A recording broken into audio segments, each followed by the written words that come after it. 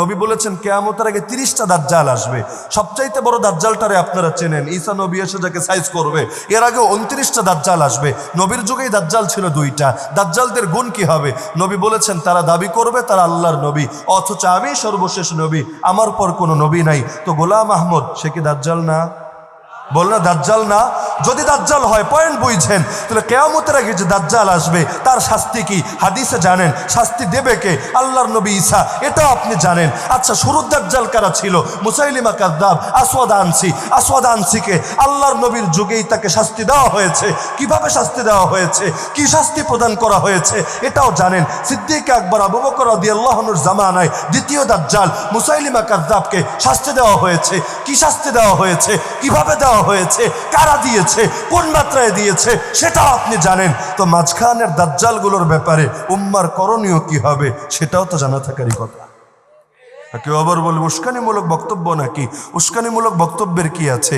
দলিলের আলোচনায় না গেলেও ইতিহাসই তো আমাদেরকে এটা জানাচ্ছে। দাজ্জালদের ব্যাপারে উম্মত নরম হবে না কঠোর হবে? নাকি নরম হবেন যে আরে ফেলের বালতি, কোনো তুলনাই চলে না, প্রাণের জুস না খেলে প্রাণই তো ঠান্ডা হয় না। এখন এই প্রাণ আর আরে ফেলি যখন কাদিয়ানির মদতদাতে এই দেশে, তাহলে কাদিয়ানিদেরকে খারাপ বলি কিভাবে?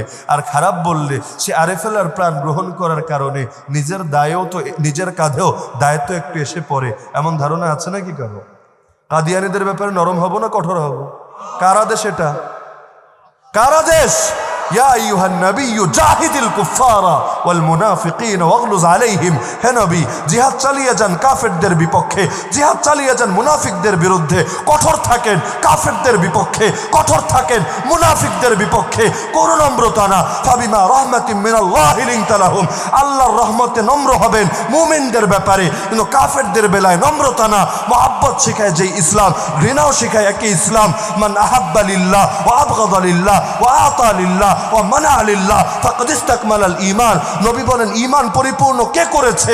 যে আল্লাহর জন্য ভালোবেসেছে, আল্লাহর জন্য ঘৃণা করেছে। এই আউল বাউল লালনের দল আর এই সমস্ত শারিয়ার আর বিভিন্ন টাক পরা বুদ্ধিজীবীর দল, ওরা যে আমাদেরকে খালি ভালোবাসা আর ভালোবাসা শব্দ শিখিয়ে শিখিয়ে সবার ব্যাপারে অন্তরে ভালোবাসা লালন করতে বলে, ওদের সামনে কি হাদিসগুলো একবারও যায় না, একবারও কি নজরে পড়ে না যে ইসলাম ভালোবাসা শিখায়, একই ইসলাম ঘৃণাও শিখায়। মুহাম্মাদুর রাসূলুল্লাহ ওয়াল্লাযীনা মা আশিদ্দাউ